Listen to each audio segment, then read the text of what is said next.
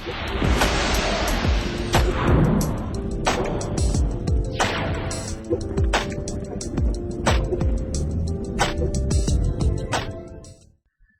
alaikum. This is lecture 23 of Introduction to Psychology.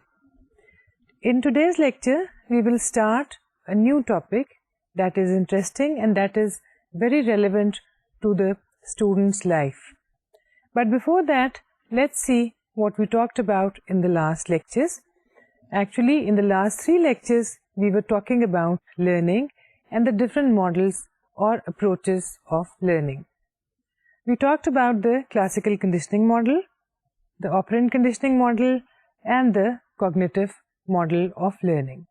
In the last lecture, that was about cognitive learning, we talked about various things associated with that model. We talked about the cognitive approach to learning, the contribution of Wolfgang Kohler, learning by insight, Tolman's latent learning experiments, latent learning and cognitive maps, application of latent learning in real life situations for animals as well as humans. We also talked about observational learning and application of observational learning in real life situations. As we said, we'll be talking about a new topic, that is memory, in today's lecture, and we will continue this topic in the next lecture also. Memory یا یادداشت ہماری زندگی کا، ہمارے mental processes کا، ہماری سوچ کا ایک بہت ضروری اور لازمی حصہ ہے. کیا آپ نے کبھی سوچا یا کبھی آپ نے دیکھا کہ جس شخص کے پاس میموری یا یادداشت کا سسٹم نہ ہو وہ کس طرح سے دنیا سے اپنا رابطہ قائم رکھ سکتا ہے؟ کس طرح سے اس کو اپنے ایکسپیرئنسز یاد رہ سکتے ہیں؟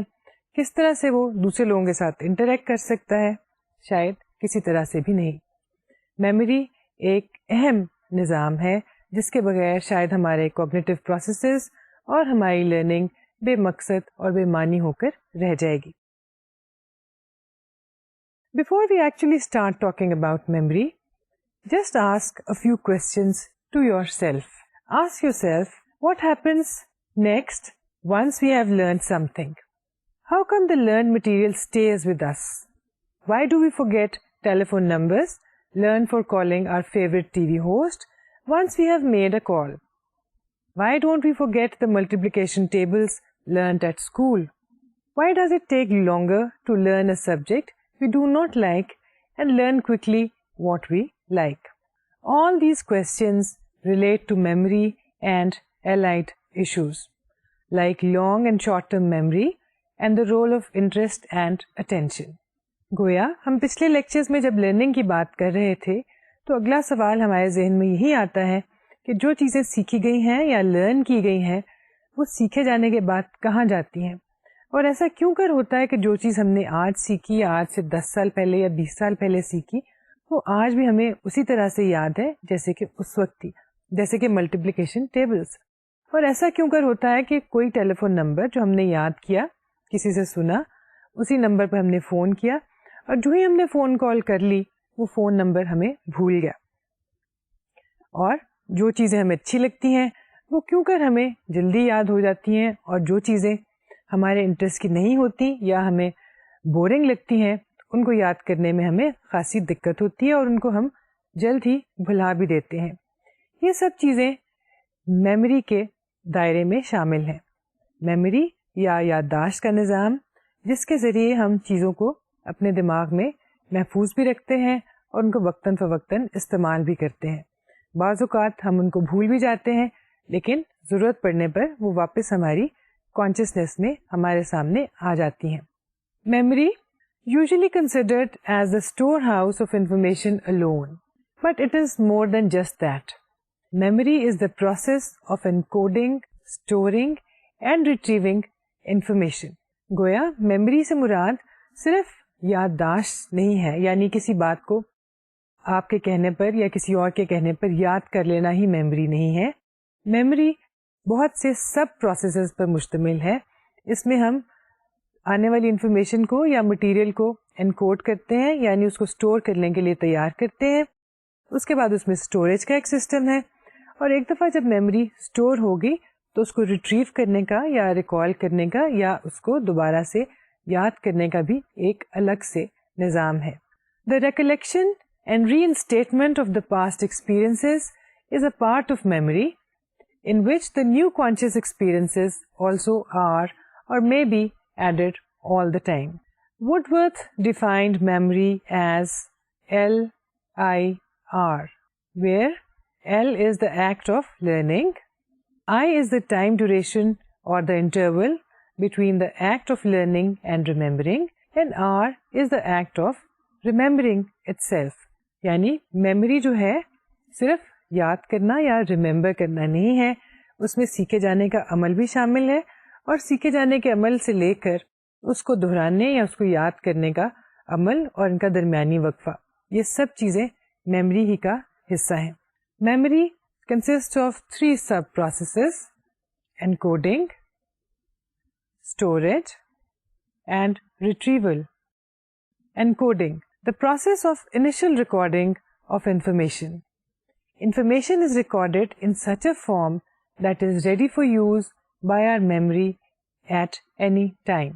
سب سے پہلا عمل جو میموری کا حصہ ہے اس کو ہم انکوڈنگ کہتے ہیں. جیسا کہ نام سے ظاہر ہے، انفارمیشن کو یا مٹیریل کو جو ہمارے سامنے آیا یا جس کو ہم نے سیکھنا ہے اس کو ایک طرح سے کوڈ کر دیا جاتا ہے، اور یہ کوڈنگ اس طرح کی ہوتی ہے جو کہ ہمارے دماغ کے لیے، یعنی ہمارا کمپیوٹر جو ہمارے اندر موجود ہے اس کے سسٹم کے لیے ایکسیپٹیبل ہو. اس کو اس طرح سے پیش کیا جاتا ہے کہ وہ سادہ ہو، انڈرسٹینڈیبل ہو اور پہلے سے موجود انفارمیشن کے ساتھ میچ کرتی ہو. بالکل نئی چیزوں کو اور طرح سے یاد کیا جاتا ہے، اور پیچھے سے آنے والی انفارمیشن سے ملتی جلتی انفارمیشن کو ہم اور طرح سے سیکھتے ہیں، اور ان دونوں کو سیکھنے میں اور انکوڈ کرنے میں جو وقت لگتا ہے وہ بھی مختلف ہے. بالکل نئی چیز سیکھنے میں شاید کم وقت، زیادہ وقت لگے، جبکہ ایسی چیزیں جو آپ کی پہلے سے موجود انفارمیشن سے تعلق رکھتی ہیں ان کو سیکھنے میں کم وقت لگتا ہے. Storage, information saved in the memory has to be maintained in an identifiable form. This is the storage part of the memory process. جس انفارمیشن کو ہم نے انکوڈ کیا اور اس کو اپنے دماغ میں محفوظ کیا، اس کو اسٹوریج کی شکل میں محفوظ کیا جاتا ہے، اور یہاں پر اس اسٹور شدہ میموری کو مینٹین کرنے کا ایک اپنا نظام ہے. اگر اس کو مینٹین نہیں کیا جائے گا تو تھوڑے ہی عرصے میں وہ میموری ہمارے دماغ میں یا ہمارے ذہن میں نہیں رہے گی اور اس کی جگہ کوئی اور میموری آ جائے گی. Retrieval, the most important part may be the information recorded and stored is approached, located, brought into awareness and used. This is the memory retrieval system. ظاہر ہے جب ہمارے سامنے کوئی انفارمیشن پیش کی گئی یا کوئی چیز یا کوئی اسکل ہمیں سیکھنے کو تھا، تو جب ہم نے اس کو سیکھ لیا یا ہم نے اس کو سمجھ لیا یا اس کو یاد کرنے کی کوشش کی یا اس کی مشق کی، تو وہ انکوڈ ہو کر ہمارے میموری کے سسٹم میں چلی گئی. اس کے بعد اس کو مینٹین کیا گیا، اس کو اسٹور ہاؤس میں محفوظ رکھا گیا. اور اس کی اہم یوٹیلیٹی یہی ہے کہ جب ہمیں اس اسکل کی یا اس انفارمیشن کی یا نالج کی ضرورت پڑے تو ہم اسے ریکال کر سکیں، اس کو ہم یاد کر سکتے ہوں. اس حساب سے جہاں انکوڈنگ امپورٹنٹ سسٹم ہے، جہاں پہ اسٹوریج بہت اہم ہے، وہیں پہ ریٹریول شاید بہت اہم ہے، خاص طور پہ اسٹوڈنٹس کے لیے یا ایسے لوگوں کے لیے جن کا کیریئر یا جن کی ٹریننگ اسی چیز پر منحصر ہے کہ وہ سیکھے ہوئے گئے مٹیریل کو یا اسکل کو بہترین طریقے سے دہرا سکتے ہوں. دا میموری اسٹوریج سسٹمس اور the memory store houses, there are 3 memory store houses: sensory memory, short-term memory, and long-term memory. Information comes to the sensory memory first, then goes on to short-term memory, and then to long-term memory. یہاں پہ ایک چیز یاد رکھنے کی ہے، memory کے یہ 3 الگ الگ اسٹور ہاؤسز ہیں اور یہ ایک دوسرے سے تعلق رکھتے ہیں. ضروری نہیں کہ ساری کی ساری انفارمیشن جو کہ ہماری سینسری میموری کے ذریعے ہمارے سامنے آتی ہے وہ تمام تر شارٹ ٹرم میموری میں چلی جائے، اور یہ بھی ضروری نہیں ہے کہ جو معلومات یا جو لرننگ شارٹ ٹرم میموری میں محفوظ ہے وہ لانگ ٹرم میموری کا حصہ بھی بن جائے. انفارمیشن بعض اوقات صرف سینسری میموری کی حد تک محدود رہتی ہے, آگے نہیں جاتی. بعض اوقات وہ شارٹ ٹرم میموری تک چلی جاتی ہے, لانگ ٹرم تک نہیں جاتی. اور بعض اوقات میموری کا بہت سا حصہ, انفارمیشن کا بہت سا حصہ لانگ ٹرم میموری کا حصہ بن جاتا ہے اور بہت عرصے تک ہمارے ساتھ رہتا ہے. These three are not separate systems. These are not mutually exclusive entities found in separate brain centers. These differ in terms of the functions they perform and their capacity for retaining information for a specific period of time. That is, for how long can they keep the information stored?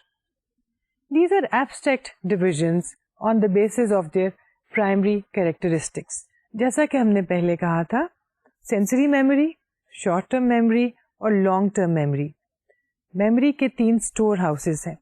لیکن ان کو یہ نہیں سمجھنا چاہیے کہ یہ 3 مختلف اینٹیز ہیں, ایک دوسرے سے جدا اور الگ 3 سسٹمز ہیں.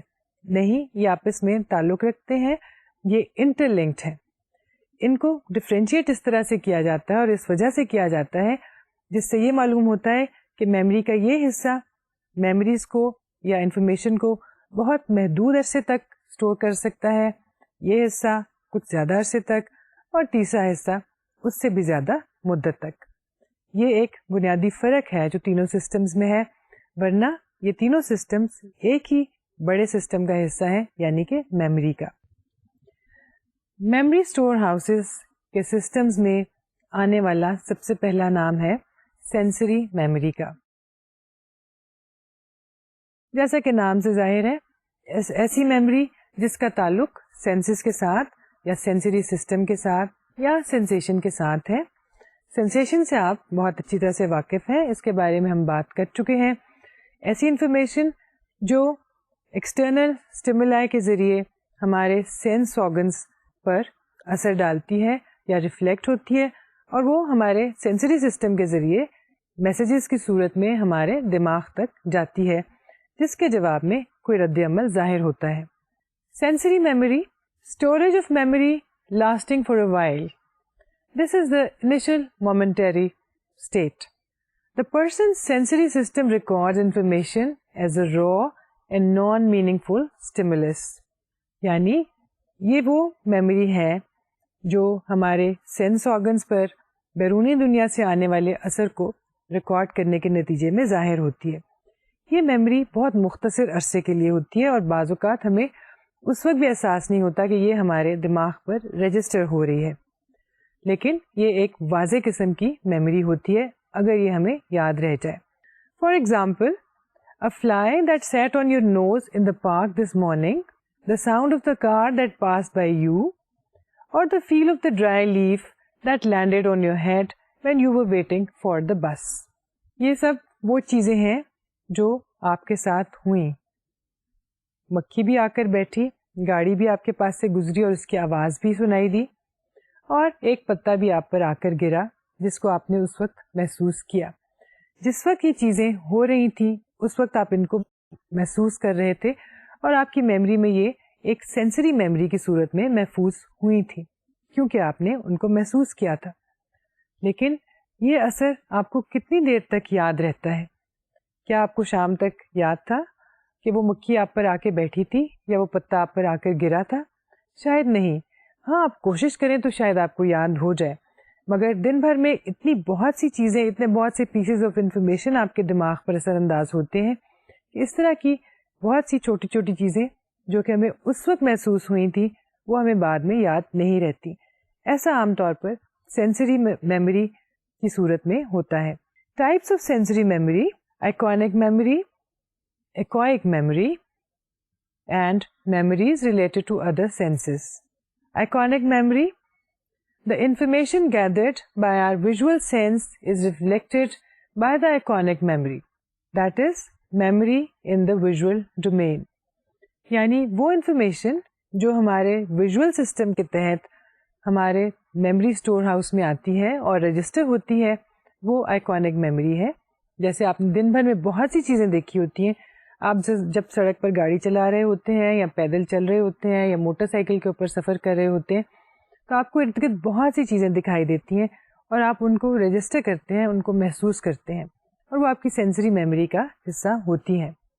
بعد میں کتنی دیر میں وہ یاد رہیں گی یہ اور فیکٹرز پر منحصر ہے. Echoic memory, the information coming from our auditory sense is dealt with by the echoic memory, that is memory for sounds. Echoic memory کا تعلق ہماری آڈیٹری سینس کے ساتھ ہے, یعنی جو ساؤنڈ یا جو آوازیں ہم دن بھر میں سنتے ہیں وہ ساری کی ساری ہمارے میموری میں رجسٹر ہوتی ہیں سینسری میموری کی صورت میں.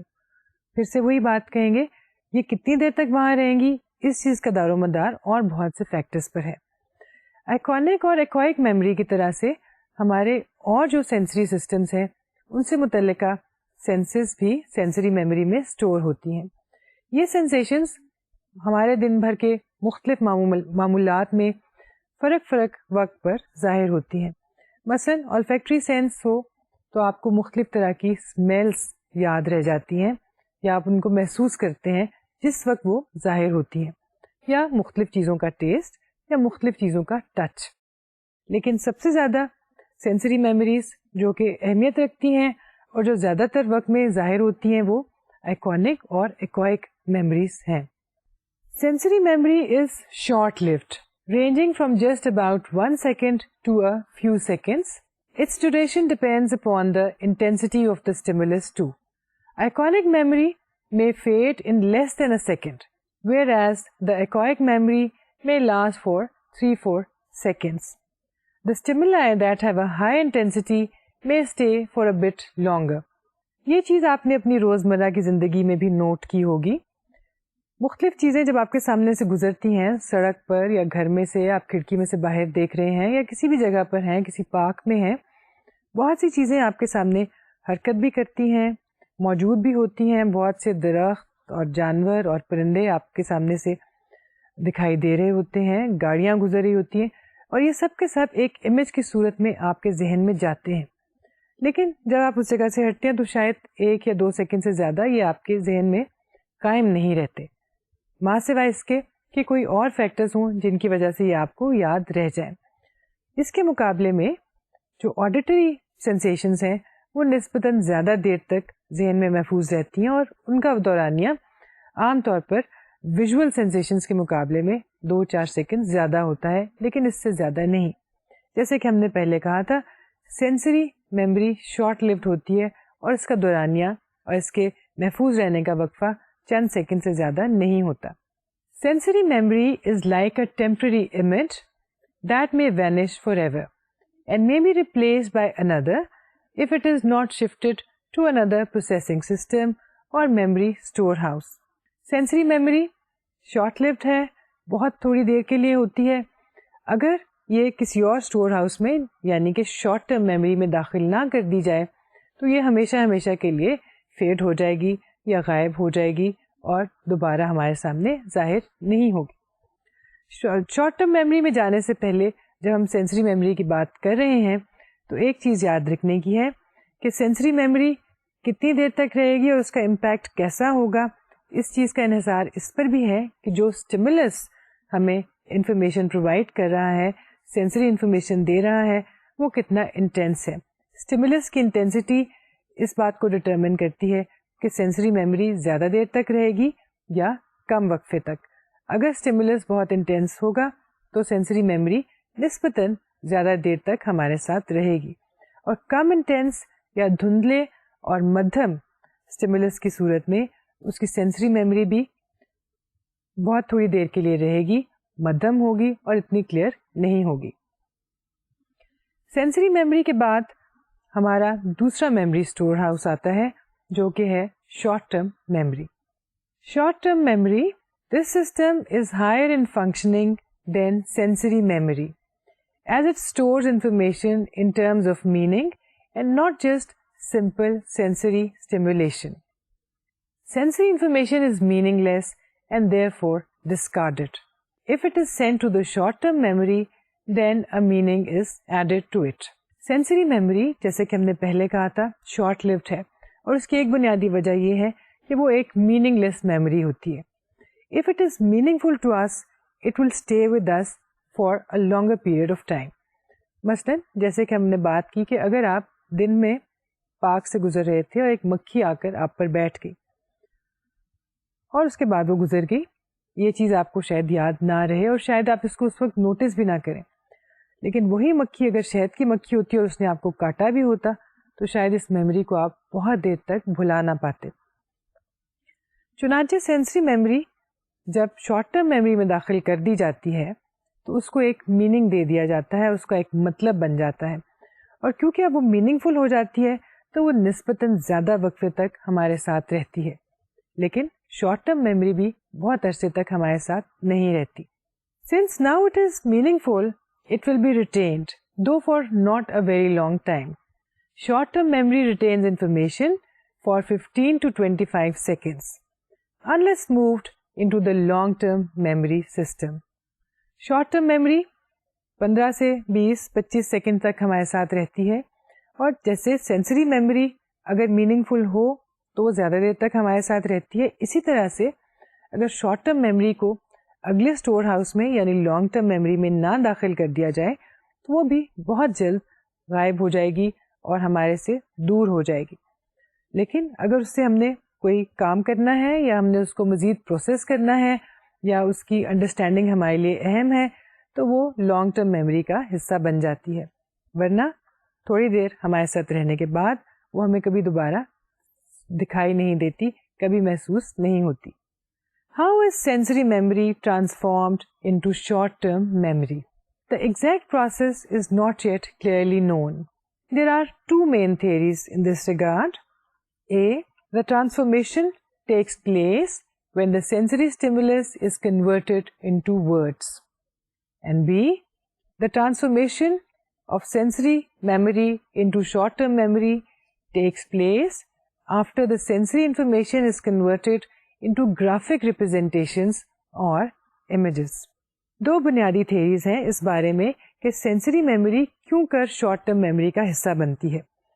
کچھ سائیکالوجسٹ کے خیال میں ایسا اس لیے ہوتا ہے کہ سینسری انفارمیشن جو ہے وہ گرافک امیجز کی شکل اختیار کر لیتی ہے اور اس کے بعد وہ شارٹ ٹرم میموری میں داخل ہو جاتی ہے. کچھ دوسرے تھیورسٹ اور سائیکالوجسٹ کا خیال یہ ہے کہ سینسری میموری جب الفاظ کا لبادہ اوڑھ لیتی ہے, الفاظ میں تبدیل ہو جاتی ہے, تو اس کے بعد وہ شارٹ ٹرم میموری کا حصہ بن جاتی ہے یا کم از کم بن سکتی ہے. اب شارٹ ٹرم میموری کس طرح سے انکوڈ ہوتی ہے, کس طرح سے اسٹور ہوتی ہے اور کیسے ریٹریو کی جا سکتی ہے. Chunking and the capacity of short term memory. The information stored in short term memory is in the form of a single unit comprising several chunks. A chunk is an understandable or meaningful set or grouping of stimuli. اس سے پہلے کہ ہم chunking کی تفصیل میں جائیں, یہ چیز ذہن نشین کر لینی چاہیے کہ ہم یہ بات کہہ رہے ہیں کہ جو انفارمیشن یا جو مٹیریل شارٹ ٹرم میموری میں داخل کیا جاتا ہے تاکہ وہ وہاں اسٹور ہو سکے, وہ ایک سنگل یونٹ یا ایک سنگل فارم میں جاتا ہے. یہ یونٹ مزید کچھ چھوٹے چھوٹے حصوں پر مشتمل ہے اور ان حصوں کو ہم چنکس کہتے ہیں.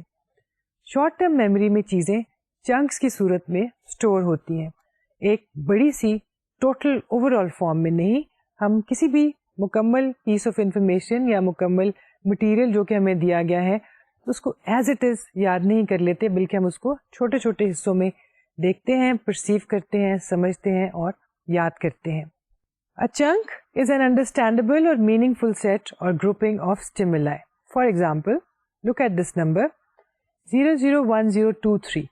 It is learnt as 0, 0, 1, 0, 2, 3 or 001023 or maybe 001023.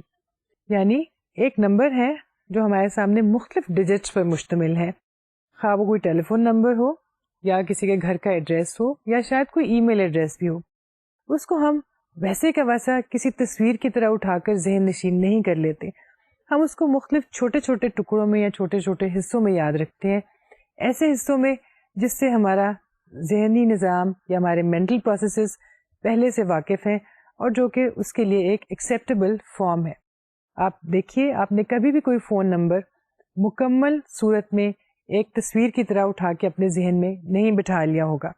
آپ نے اس نمبر کو چھوٹے چھوٹے حصوں میں تقسیم کیا ہوگا اور پھر اس کو اپنے ذہن میں ایک مقام دے دیا ہوگا. Short term memory can carry 7 chunks at a time on average. The capacity may be 2 more or 2 less than 7. This concept was given by George Miller. Short term memory کی کیپیسٹی 7 چنکس کی ہے. On average 5 سے لے کے 9 chunks تک ذہن نشین کیے جا سکتے ہیں ایک وقت میں. کوئی بھی بڑی شیپ، بہت سے نمبرز یا الفاظ یا الفابیٹس جب ہم نے ان کو یاد کرنا ہو تو ہم اس میں چھوٹے چھوٹے چنکس بنا لیتے ہیں اور اس کو چنکس کی فارم میں دیکھتے ہیں. ایوریج انسان یا ایوریج پرفارمنس میں 7 چنکس ایٹ اے ٹائم ایک رول ہے، لیکن بعض صورتوں میں 5 چنکس بھی ہو سکتے ہیں اور بعض صورتوں میں 9 چنکس بھی ایک وقت میں ذہن نشین کیے جا سکتے ہیں. Chunking is a process whereby the items to be learnt are configured by grouping them, considering their similarity, or combining them into larger patterns based upon information residing in long-term memory, or on the basis of some other principles of organization. چنانچہ جب ہم chunking کی بات کر رہے ہیں کہ ہمارے سامنے اگر بہت سے ڈیجٹس ہوں یا الفابیٹس ہوں تو ہم ان کو چنکس کی فارم میں یاد کرتے ہیں. یہ چنکس کس طرح سے بنائے جاتے ہیں؟ ہمارے دماغ میں اس کا ایک اپنا نظام ہے. عام طور پہ کسی بڑے یونٹ کو مختلف چنکس میں تقسیم کرتے ہوئے سملیرٹی کا اصول کار فرما ہوتا ہے. یعنی جو چیزیں سملر ہوتی ہیں ان کو ہم گروپ کر لیتے ہیں اور ان کو ایک جیسا دیکھتے ہیں اور اسی حساب سے اس کو یاد کر لیتے ہیں. بعض اوقات ایسا ہوتا ہے کہ ہمارے ذہن میں پہلے سے ہی کوئی انفارمیشن موجود تھی اور جو نئی آنے والی انفارمیشن ہے اس سے ملتی جلتی ہے، تو ہم نے پچھلی دفعہ جس طرح سے اس کو ٹریٹ کیا تھا اب بھی ہم اسی طرح سے اس کو استعمال کریں گے اور یاد کر لیں گے. مثلاً ایک مثال دیکھتے ہیں. For example see 1112223334444. You do not usually learn it as 111222333444. اگر آپ نے غور کیا ہو کہ دوسرا سیٹ جو نمبرز کا ہم بول رہے ہیں یہ ایک سیدھا سادہ سا سیٹ ہے، یعنی پہلے جو نمبر ہم نے اکٹھے ساتھ ساتھ لکھ دیے تھے اب انہیں کو ہم نے پیئرز میں لکھ دیا ہے. اور عام طور پہ ہم بہت سے نمبرز پیئر کی صورت میں یاد کرتے ہیں، لیکن اس نمبر کو ہم اس فارم میں جو پیئرز بنے ہیں اس میں یاد نہیں کریں گے عام طور پر. اس کی وجہ یہ ہے کہ ہمارے دماغ میں پہلے سے موجود انفارمیشن سے ہم نے سیکھا ہے کہ یہ نمبر کسی اور طریقے سے بھی یاد کیا جا سکتا ہے. We would learn it as probably 111, 222, 333 and 444, or even as 111, 222, 333, 444. No restrictions on the size of the chunks. Chunks آپ کیسے بنائیں گے، ایک چنک میں کتنے آئٹمس موجود ہوں گے، اس پہ کوئی ریسٹرکشنز نہیں ہے. جیسے ہم نے پہلے بات کی تھی ہم پیئرز بھی بنا سکتے ہیں، 3 ڈیجٹس بھی ہو سکتے ہیں، لیکن یہ ایک کانشیس لیول پہ ہونے والی چیز نہیں ہے. بعض اوقات ہم اس کو کانشیسلی کرتے ہیں اور بعض اوقات آٹومیٹکلی انکانشیسلی ایسا ہو جاتا ہے. یعنی جس نمبر میں 3 دفعہ 1 آیا 3 دفعہ 2 آیا تو ہم اس کو عام طور پہ 111 اور 222 ہی کہتے ہیں اور اس کے لیے ہمیں کوئی کوشش نہیں کرنی پڑتی. The role of rehearsal in short-term memory. How can short-term memory be more effective considering its limited capacity? اگر شارٹ ٹرم میموری کی کیپیسٹی لمیٹڈ ہے اور ایک وقت میں وہ اپروکسیمیٹلی 7 چنکس کو ریٹین کر سکتی ہے تو پھر ہم اس کو کیسے بہتر اور افیکٹو بنا سکتے ہیں کہ اس میں انفارمیشن زیادہ اماؤنٹ میں بھی اسٹور ہو اور اس کی ریکال بھی اچھی ہو. اس چیز کے لیے ایک چیز یا ایک پریکٹس بہت اہم رول ادا کرتی ہے اور وہ ہے rehearsal. If the material in the short-term memory is rehearsed or repeated, it may enter the long-term memory, but not necessarily, not always. For example, learning someone's email address or a phone number. The information may be with you just temporarily. Rehearsal short term memory کو بہتر بنانے میں، اس کو improve کرنے میں اور اس کی recall کو افیکٹو بنانے میں اہم کردار ادا کرتی ہے. جتنا زیادہ آپ کسی چیز کو ریہرس کریں گے اور دہرائیں گے اتنی اچھی طرح سے وہ ذہن نشین ہو جائے گی. لیکن ریہرسل ایک شرط نہیں ہے کہ اس کی وجہ سے جو ہماری میموریز ہیں وہ لانگ ٹرم میموری کا حصہ بن جائیں گی. بہت دفعہ ایسا ہوتا ہے کہ ہم کوئی چیز بہت دفعہ دہرا کر یاد کرتے ہیں لیکن کچھ دیر کے بعد ہم آخر اس کو بھول جاتے ہیں, خاص طور پہ جب ہم اس کو استعمال کر چکے ہوں. مثلاً اگر آپ نے کسی کا ٹیلی فون نمبر سنا اور آپ کے پاس لکھنے کے لیے کاغذ قلم نہیں تھا تو آپ نے اس کو اپنے ذہن میں بار بار دہرایا اور شاید بول کر بھی دہرایا. اس کے بعد آپ سیدھے ٹیلی فون پہ گئے اور آپ نے ٹیلی فون نمبر ملایا, اس شخص سے بات کی, اور جب آپ نے بات کر لی بہت دفعہ ایسا ہوتا ہے کہ وہ نمبر آپ کو بھول چکا ہوتا ہے. اور اسی طرح سے آپ ای میل ایڈریسز بھی وقتی طور پر یاد کر لیتے ہیں, اور جب ایک دفعہ آپ اس کو کاغذ پر لکھ کر محفوظ کر لیتے ہیں تو آپ کے ذہن سے وہ نکل چکا ہوتا ہے. سو ریہرسل ایک اہم فیکٹر ہے, لیکن اور بھی بہت سی چیزیں ہیں جو شارٹ ٹرم میموری کو بہتر بنانے میں اپنا کردار ادا کرتی ہیں. Now see what happens after you get out of the examination room. Can you take the same test again soon after you have just finished it? ایک اسٹوڈنٹ کے پوائنٹ آف ویو سے یہ ایک اہم سوال ہے. جب ہم یہ بات کر رہے ہیں کہ شارٹ ٹرم میموری میں اور میموری میں بھی ریہرسل کا اور دہرانے کا اور بار بار کسی چیز کو کرنے کا یا بولنے کا ایک اہم کردار ہے, اور ریہرسل کی وجہ سے میموری بہتر ہو جاتی ہے اور زیادہ پختہ ہو جاتی ہے. اس کے باوجود ہم نے دیکھا ہے کہ بہت سی چیزیں جو ہم نے بہت اچھی طرح سے دہرائی ہوتی ہیں اور بہت اچھی طرح سے ان کو ریہرس کیا ہوتا ہے, اس کے باوجود وہ ہمیں بھول جاتی ہیں, اور یہ ایسی چیزیں ہوتی ہیں جن کے بارے میں ہم نے سوچا بھی نہیں ہوتا کہ ہم انہیں بھول جائیں گے. اس کی بہترین مثال آپ کے لیے شاید یہ ہوگی کہ بہت سے مضامین ایسے ہوتے ہیں جس کے امتحان کے لیے آپ نے بہت تیاری کی ہوتی ہے اور بار بار دہرا کر ان کو رٹ لیا ہوتا ہے, اور آپ اس کا امتحان بھی بہت اچھا دے کے آتے ہیں. جو ہی آپ کمرہ امتحان سے باہر آتے ہیں آپ آ کے کہتے ہیں کہ مجھے اس کے بارے میں اب کچھ یاد نہیں, مجھے اس کے بارے میں کچھ مت پوچھو.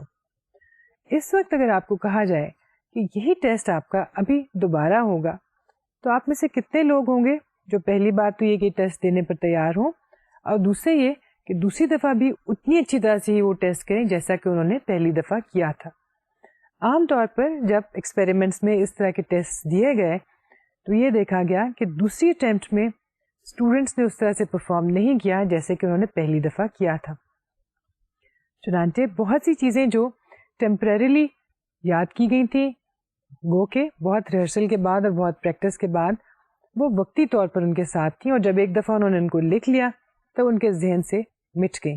Several repetitions help retain information in the short-term memory but do not ensure its admittance to long-term memory. For transferring short-term memory information into long-term memory, we need other aids and processes like elaborative rehearsal and mnemonics. Elaborative rehearsal psychologist کی بنائی ہوئی ایک ایسی technique ہے جس کی مدد سے شارٹ ٹرم میموری کو پختہ بنایا جا سکتا ہے, اس کو افیکٹو بنایا جا سکتا ہے, امپروو کیا جا سکتا ہے تاکہ اس میں محفوظ چیزیں لانگ ٹرم میموری کا حصہ بن جائیں.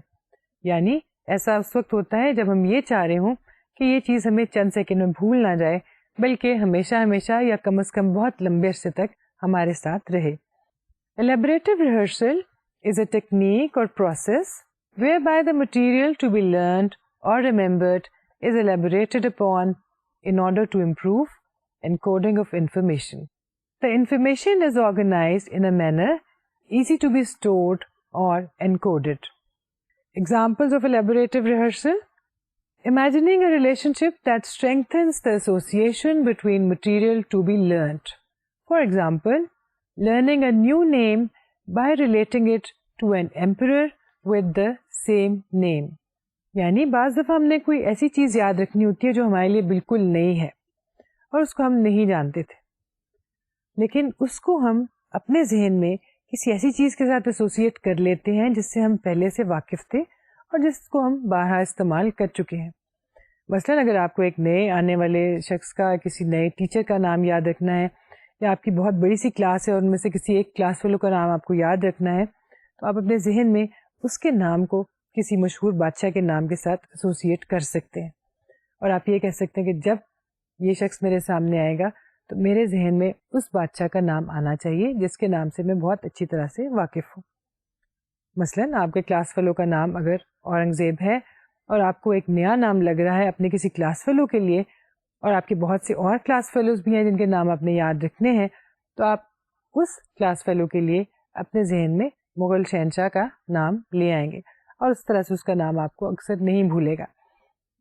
اسی طرح سے ٹیچرز جب ایک نئی کلاس میں جاتے ہیں, ان کے سامنے بہت سے نئے اسٹوڈنٹس ہوتے ہیں, تو ایک دم 20 یا 30 یا 50 لوگوں کے نام رکھنا یاد رکھنا اتنا آسان نہیں ہوتا.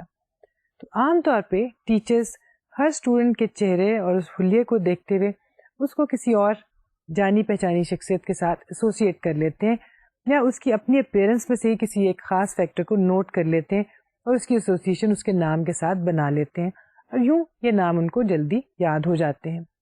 The information may be expanded to fit into an already existing logical framework. بہت سی صورتوں میں ہمارے سامنے جو انفارمیشن پریزنٹ کی جاتی ہے اس کو یاد کرنے کے لیے ہم اپنے ذہن میں موجود پہلے سے ایک لاجیکل فریم ورک جو کہ ہم استعمال کرتے رہتے ہیں اور جس سے ہم بڑی اچھی طرح سے واقف ہیں, اس کو ہم اس میں فٹ کر لیتے ہیں. ایسا اکثر اس وقت بھی ہوتا ہے جب ہم نے کوئی بینک اکاؤنٹ نمبر یاد رکھنا ہو یا کسی گاڑی کا نمبر. اگر کسی گاڑی کا نمبر 2346 ہے تو شاید آپ کو یاد کرنے میں مشکل پیش آئے, یا 3672 ہو سکتا ہے آپ کو ایک نیا نمبر لگے اور آپ اس کو بھول جائیں. بہت سے لوگ ایسے ہوتے ہیں کہ جو اس کے لیے ایک لاجیکل سولوشن بنا لیتے ہیں, وہ صرف 23 یاد کر لیتے ہیں, 46 ان کو خود بخود یاد آ جاتا ہے.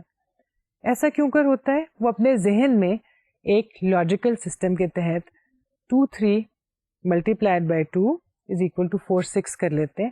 یعنی ان کے ذہن میں اب یہ چیز یاد رہے گی کہ پہلے 2 ڈیجٹس 2 3 ہیں اور اگلے اس کا double. Same is the case with 3672. You just have to learn 36 and tell your mind the other number is the multiple or the double of 36. یعنی 36 ذہن میں آئے گا تو 72 خود بخود آپ کے ذہن میں آ جائے گا. Making a story line also helps. For example, foot in the door. بعض اوقات دی گئی انفارمیشن یا مٹیریل کو یاد کرنے کے لیے اگر ایک کہانی کسی صورت بنا لی جائے تو وہ آپ کو زیادہ اچھی طرح سے یاد ہوگی. مثلاً آپ نے اگر آپ کنزیومر سائیکالوجی پڑھ رہے ہیں یا آرگنائزیشنل بیہیویئر پڑھ رہے ہیں یا سوشیولوجی پڑھ رہے ہیں تو آپ اس میں ایک فریز سنتے ہیں فٹ ان دا ڈور, یعنی ایک اپروچ ہے جس کو آپ نے یاد رکھنا ہے. ہو سکتا ہے آپ کے لیے بالکل نئی چیز ہو اور آپ کو یہ بھول جائے, لیکن اگر آپ اپنے ذہن میں ایک کہانی اور ایک تصویر بنا لیں, ایک دروازہ ہے اس میں ایک شخص قدم رکھ رہا ہے, اس کی کیا کیفیت ہوگی, دروازہ کھلا ہوا ہے, ایک قدم باہر ہے, ایک قدم اندر. اگر اس طرح کی ایک کہانی بنا لیں یا ایک ذہنی امیج بنا لیں تو آپ کو چیزیں زیادہ دیر یاد رہتی ہیں اور وہ جلد لانگ ٹرم میموری میں ٹرانسفر ہونے کے لیے تیار ہو جاتی ہیں. Forming a mental image can also be used. For example, if you forgot to make a list of toiletries to be bought from the supermarket, you can simply imagine your toilet from corner to corner and see what items are required for which point. یعنی اس جگہ کا ایک mental image بنا لیا جائے اور اپنے ذہن میں آپ سوچتے ہوئے اپنی امیجنیشن میں ایک جگہ سے دوسری جگہ تک چلتے ہوئے جائیں اور دیکھیں کہ کس جگہ پر کیا چیز مسنگ ہے اور کیا چیز چاہیے. اب اگر آپ کے پاس لسٹ نہیں بھی ہے جو کہ آپ نے لکھ کر ساتھ لانی تھی تو بھی آپ شاید کوئی غلطی نہیں کریں گے, کیونکہ آپ نے ایک مینٹل سروے کر لیا ہے اس تمام جگہ کا جہاں کے لیے آپ کو چیزیں خریدنا درکار تھا. Mnemonics strategies used for organizing material to be learned in such a way that encoding and recall is facilitated. These are short verbal devices that help form association between material to be learned and material that is familiar and is already stored in memory. Mnemonics اس طرح کی چھوٹی چھوٹی strategies یا techniques ہیں جو کہ verbal strategies ہیں جن کو میموری کو بہتر بنانے کے لیے استعمال کیا جا سکتا ہے.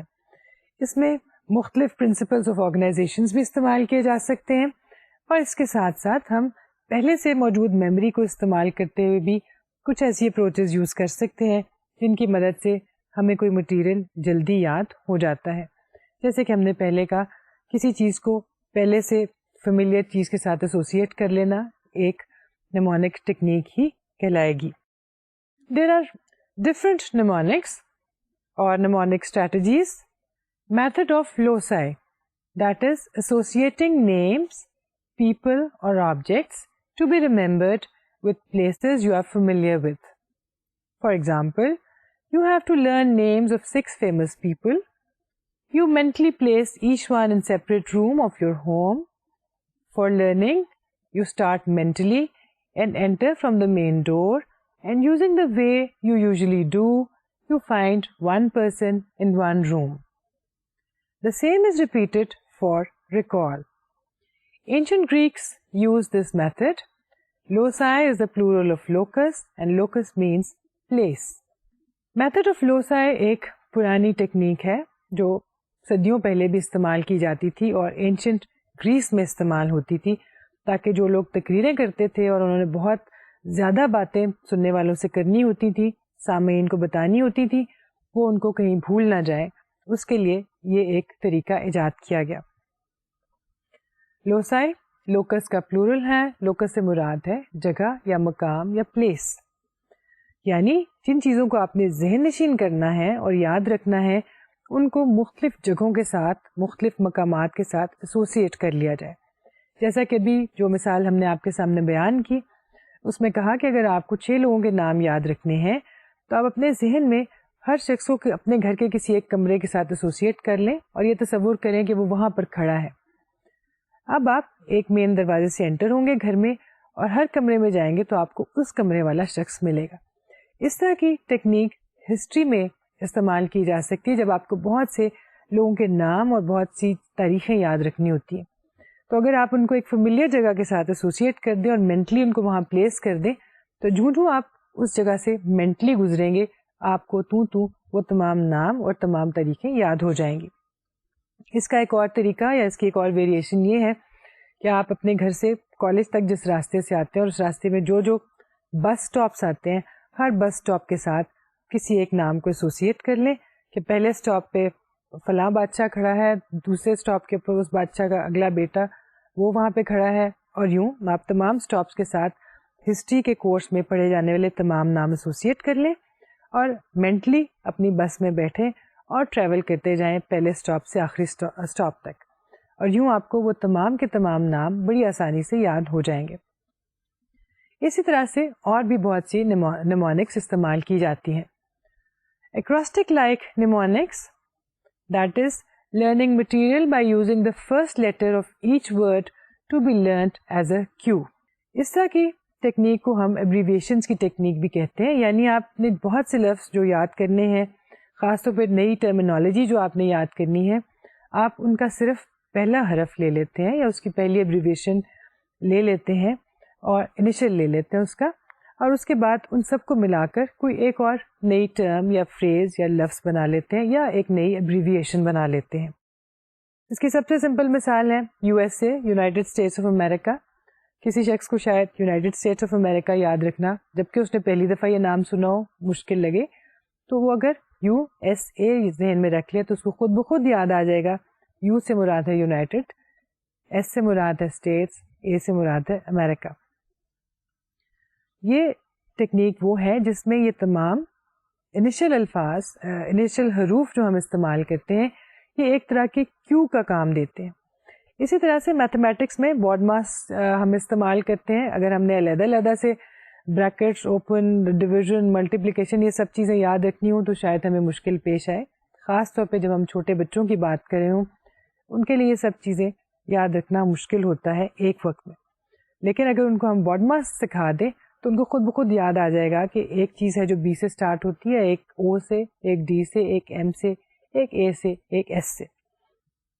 اسی طرح سے جب آپ آڈیٹری سینسیشن کے بارے میں پڑھ رہے ہوں تو اس کے اندر جب آپ اسٹرکچر آف دا ایئر پڑھتے ہیں یا اس کی انیٹمی پڑھتے ہیں تو اس میں بہت سے چھوٹے چھوٹے حصے ہیں جن کو آپ کو یاد رکھنا ہوتے ہیں، ان کے نام آپ کو بار بار دہرانے ہوتے ہیں اور ڈائیگرامز بنانی ہوتی ہیں اور اس میں لکھنے ہوتے ہیں. تو اگر آپ اس کی چھوٹی بونز جو ہیں ان کے نام یاد رکھنا مشکل سمجھتے ہیں اور آپ کو ہر دفعہ غلطی لگ جاتی ہے کہ کون سی بون پہلے آتی ہے، کون سی مڈل میں اور کون سی آخر میں، تو اس کا آسان سا طریقہ ہے آپ لفظ یاد رکھ لیں مس، IMIS. تو آپ کو کبھی نہیں بھولے گا کہ ان بونس کا آرڈر کیا تھا. M stands for Malleus, I for Incus, S for Stapes. اگر آپ کو مس یاد رہ گیا تو شاید آئندہ آپ کو کبھی بھی کان کا اسٹرکچر بنانے میں یا سمجھنے میں مشکل پیش نہ آئے. Acronym mnemonics. In this type, each letter in a word to be retained in memory represents a name or familiar piece of information. For example, Joseph L.D. can be learned in this way. پہلے اس کو ہم سمجھ لیتے ہیں. اگر آپ نے ایک نیا نام جو ایک مشکل اور لمبا یا انفیملیئر اور پیچیدہ نام ہے، اگر آپ نے اس کو یاد رکھنا ہے تو اس کا ایک اچھا طریقہ یہ ہو سکتا ہے کہ اس کے نام کے ہر حرف سے ایسوسیٹڈ ایک فیملیئر لفظ یاد رکھ لیں، اور ہر دفعہ جب وہ فیملیئر لفظ آپ کے ذہن میں آئے تو خود بخود وہ نام آپ کے ذہن میں آ جائے گا جو کہ آپ نے یاد رکھنا تھا. So Joseph L D can be learned with reference to your friends Javed, Umar, Sana, Ehsan, Pasha, Hassan, who live in Lahore with an L, Lahore's defense with a D. So we have all the alphabets of Joseph L. D. Or the famous example by Zimbardo and others, Roy G. Biff can be associated with the colors in the spectrum, that is red, orange, yellow, green, blue, indigo and violet. So اگر آپ کو spectrum کے سارے رنگوں کے نام آتے ہیں ایک خاص آرڈر میں تو آپ کو کبھی بھی رائے جی بیف کا نام نہیں بھولے گا. اسی طرح کی اور بہت سی چھوٹی چھوٹی ٹیکنیکس اور اسٹریٹجیز جو کہ بہت اہم مقام کی حامل ہیں وہ ہمیں استعمال کرنے کو ملتی ہیں، اور سائیکالوجسٹ نے ان پہ کام بھی کیا ہے. ان پر ہم زیادہ تفصیل سے بات کریں گے جب ہم لانگ ٹرم میموری کی بات کر چکے ہوں گے. Short term memory as working memory. Short term memory is not a single system but a process that consist of a number of components. Like Baddeley's theory, short term memory is a 3-part working memory. According to Bedley, there are 3 components of working memory. Central executive, whose function is the coordination of material to focus on during reasoning and decision making. It has 2 sub-components. First, visuospatial sketchpad that concentrates upon visual and spatial information, and phonological loop that holds and manipulates material related to speech, words and numbers. آج کے lecture میں ابھی تک ہم نے memory کے بنیادی concept اور اس کی مختلف ٹائپس یا اس کے مختلف اسٹور ہاؤسز کی بات کی. جیسا کہ ہم نے کہا تھا میموری کا ٹاپک ہم اگلے لیکچر میں بھی کنٹینیو کریں گے. آج ہم نے میموری، اس کے اسٹور ہاؤسز جس میں sensory memory, short term memory اور لانگ ٹرم میموری شامل ہے، ان کا ذکر کیا. ابھی تک ہم سینسری میموری اور شارٹ ٹرم میموری کی بات کر رہے تھے اور یہ دیکھ رہے تھے کہ شارٹ ٹرم میموری کیا ہے، وہ کتنی دیر تک ہمارے ساتھ رہتی ہے اور وہ کیوں کر لانگ ٹرم میموری میں شامل ہو سکتی ہے. ایسا ہونے میں ریہرسل کا اپنا کردار ہے، چنکنگ کا اپنا کردار ہے، اور بہت سی اور ٹیکنیکس ایسی ہیں جن کو استعمال کرتے ہوئے ہم شارٹ ٹرم میموری کو پختہ بنا سکتے ہیں، افیکٹو بنا سکتے ہیں، بہتر بنا سکتے ہیں، تاکہ جو چیزیں ہمیں مختصر بنانے کے لیے یاد ہوئی تھیں وہ زیادہ دیر تک ہمارے ساتھ رہ سکیں اور ہماری لانگ ٹرم میموری کا حصہ بن جائے. آخر ہم ایسا کیوں چاہتے ہیں؟ ہم ایسا اس لیے چاہتے ہیں کہ ہماری جو بھی لرننگ ہے، جو کچھ ہم نے سیکھا ہے، خاص طور پہ اگر ہم اسٹوڈنٹس کی بات کر رہے ہیں تو ان کی تمام تر پڑھائی، تعلیم، تربیت اور کیریئر کا دار و مدار اسی پر ہے کہ جو کچھ انہوں نے پڑھا تھا یا جو ان کو بتایا گیا تھا وہ ان کو ذہن نشین ہو جائے، اور جب وہ اسکول یا کالج یا یونیورسٹی سے باہر جائیں اور کسی پریکٹیکل لائف میں کام کر رہے ہوں، پریکٹیکل فیلڈ میں وہ موجود ہوں، تو اس وقت یہ تمام کا تمام نالج اور انفارمیشن ان کے ذہن میں موجود ہو اور اس کو اپنی زندگی میں استعمال کر سکتے ہوں. اگلے لیکچر میں ہم لانگ ٹرم میموری کی بات کریں گے اور اس سے متعلقہ بہت سے فیکٹرز کا ذکر کریں گے، اور اس کے ساتھ ساتھ ہم یہ بھی دیکھیں گے کہ میموری کے متعلقہ ڈس فنکشنز کیا ہیں، اور سب سے اہم چیز یہ کہ ایک طالب علم اپنی میموری کو، اپنی یادداشت کو اور اپنی لرننگ کو کس طرح سے امپروو کر سکتا ہے اور کس طرح سے سیکھے ہوئے مٹیریل کی یادداشت کو بہتر بنایا جا سکتا ہے، اس طرح سے کہ جب وہ امتحان دے یا کوئی انٹرویو دے تو اس کو وہ سب کچھ یاد ہو جو اس کو سکھایا گیا تھا یا جو اس نے خود پڑھا تھا۔ یہ سب باتیں اگلے لیکچر میں کریں گے، تب تک کے لیے اپنا دھیان رکھیے۔ اللہ حافظ۔